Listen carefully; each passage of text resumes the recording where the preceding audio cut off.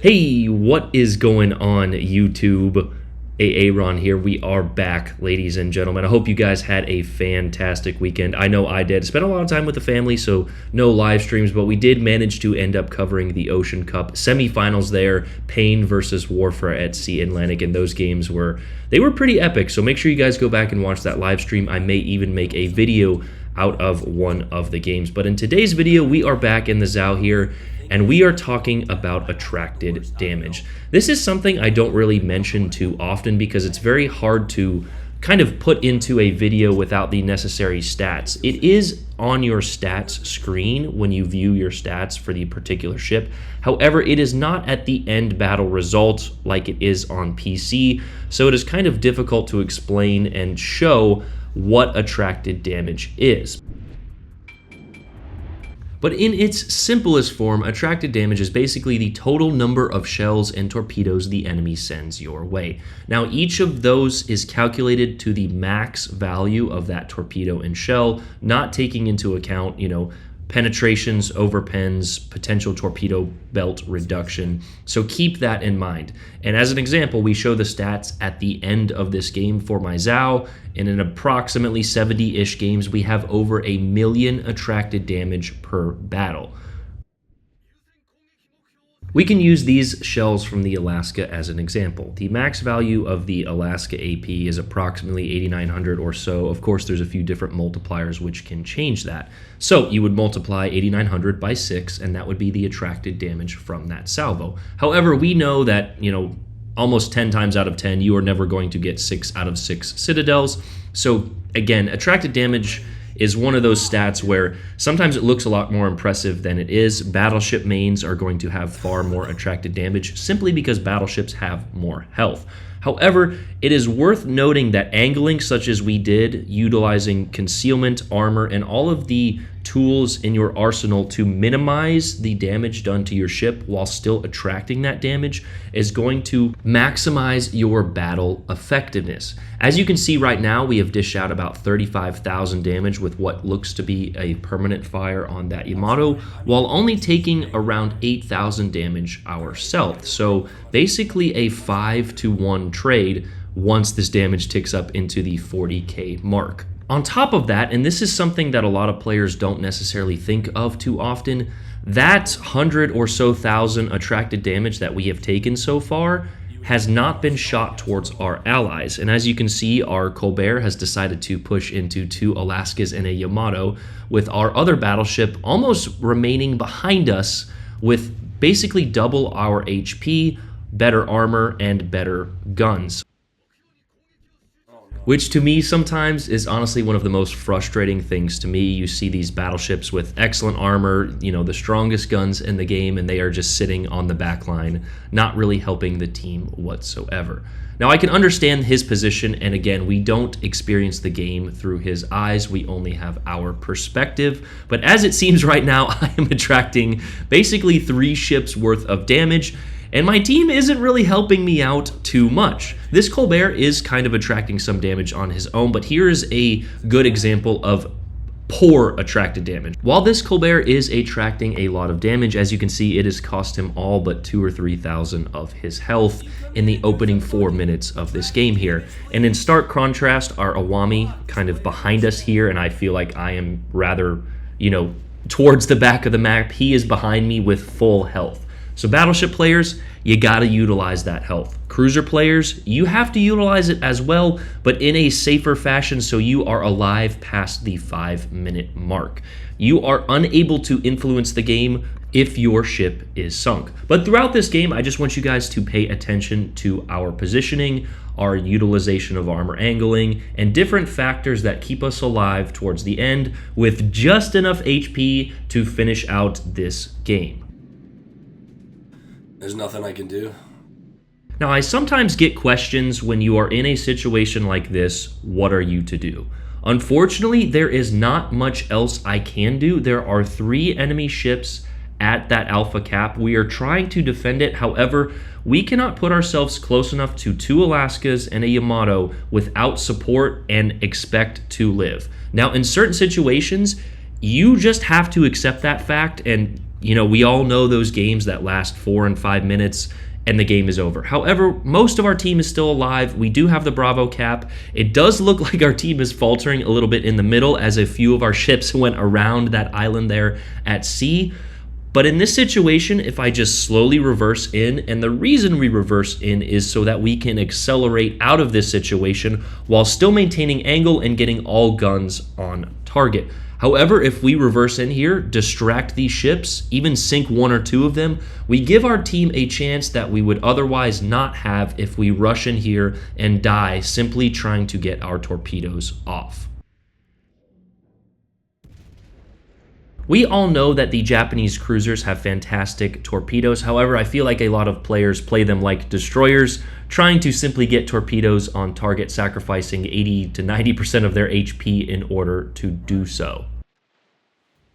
A little fun fact about me, most of you probably don't know, is my first line to tier 7, which was the highest when this game first came out, was the Japanese heavy cruiser line. I wanted ships with both good guns and torpedoes, and the Japanese filled that role. However, I soon realized that playing these things in order to get a torpedo hit every game was not necessarily beneficial for the team.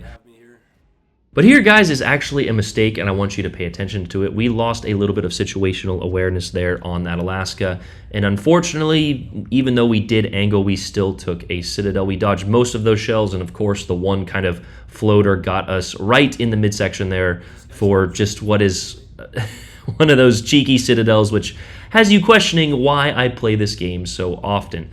However, the situation that we last spoke about has since changed, as that Iwami is now trying to utilize his battleship's HP. But here's a good example of HP management.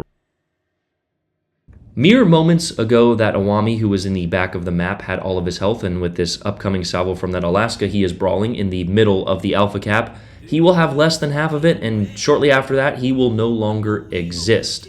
In the meantime, we actually did end up taking a Citadel from the other Alaska. Now, of course, the Alaska does have improved AP pen angles, but with our angle here and with RNG, I feel like I probably shouldn't have been. That's one of those questionable ones, and of course, RNG is going to be random, but with the amount of broadside cruisers I have caught in cruisers and just the amount of obnoxious RNG I have seen recently, it is very frustrating when you do most things right and that 1 or 2 floater catches you. However, this is a good example. We have been Citadel twice now and lost 2/3 of our health as a result. Before that, we had been shot 5, 6, 7, 8 times by a Yamato and 2 other Alaskas and maintained a good portion of our health. So if you can learn anything from me in this video, it is to simply get better RNG than I get. As we have Harugo on this build, and we only have 4 fires with 135 target hits. Now, of course, a few of those have been AP. However, I feel like, a less than 4% fire chance or so should be a lot different than a build with I think it's 22% fire chance. But regardless, even when you don't get the RNG, if you angle and kite correctly, you can still be efficient or influential for your team.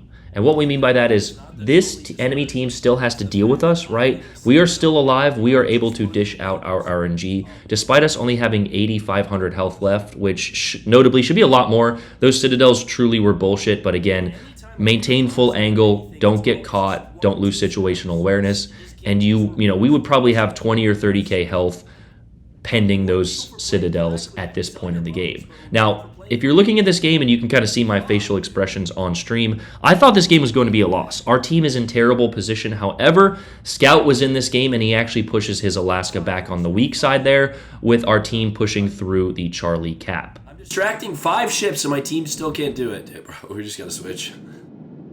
I often get questions, from viewers, hey Aaron, I spawned on Alpha, my team left me, what do I do? Well, you do something very similar to what we did in this situation. Our team didn't really leave us, they just died. However, we are still alone. So what did we do? We kited towards the back of the map while distracting these ships in front of us. Now those ships, one of which was the Alaska here, have a decision to make. They can either continue chasing me, which takes them away from other objectives, or they can turn towards our friendlies there, and now we have access to their broadside. If I was in potentially any other ship other than the Zhao, I would switch to the AP here. However, we did manage to get a fire, and that Alaska did use his damage con. We follow up with another HE salvo, and that is now a permanent fire, and one less Alaska that we have to deal with. Our destroyer actually did manage to make his way into Bravo, and by simply kiting, attracting the damage we did, and distracting the enemies at Alpha, there is now a potential for our team to win this game. Hirshima's dead. We got the cap, though. This could be a win. I don't think it's going to be. At this point in the game, however, I can no longer stay at the very back of the map. Even though I only have 8,500 health, I do have to utilize it, especially in a game that is this close. We do have the 2 cap advantage, however, as you can just see, one of the enemy battleships or ships is working their way into that Bravo cap.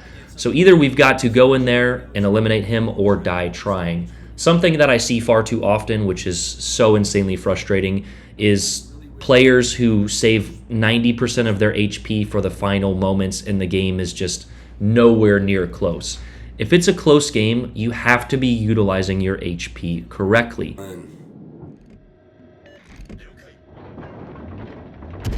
A good little easy way to judge if you're utilizing your HP correctly, and of course this is going to change. Sometimes you get caught with a torp, sometimes you take a bad salvo. I didn't even utilize my HP perfectly in this game. However, in the first 5 minutes, utilize your first third. In the second third, of course, in the second 5 minutes there, and in the last 5 minutes, utilize all of your HP if the team needs it. Radar scout, unless you're out. Colbert.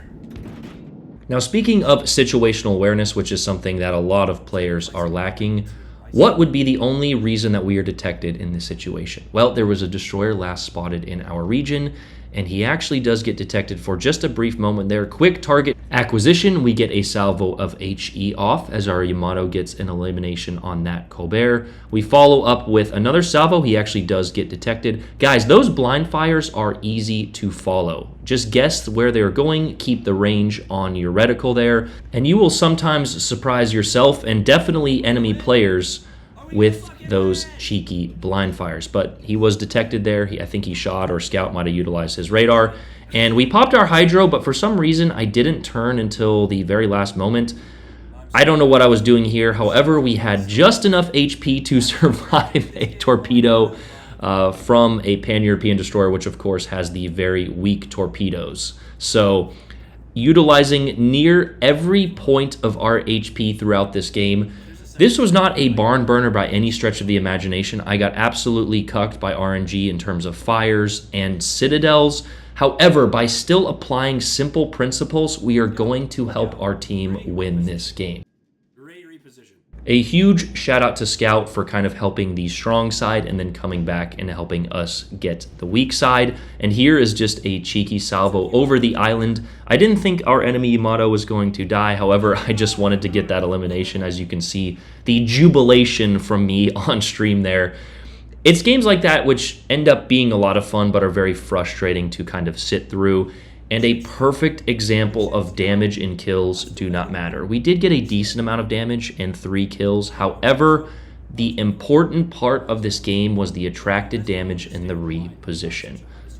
No RNG, a few defends, 3 kills I guess is a lot there. However, what got us a majority of that was the attracted damage. And here you can see my stats.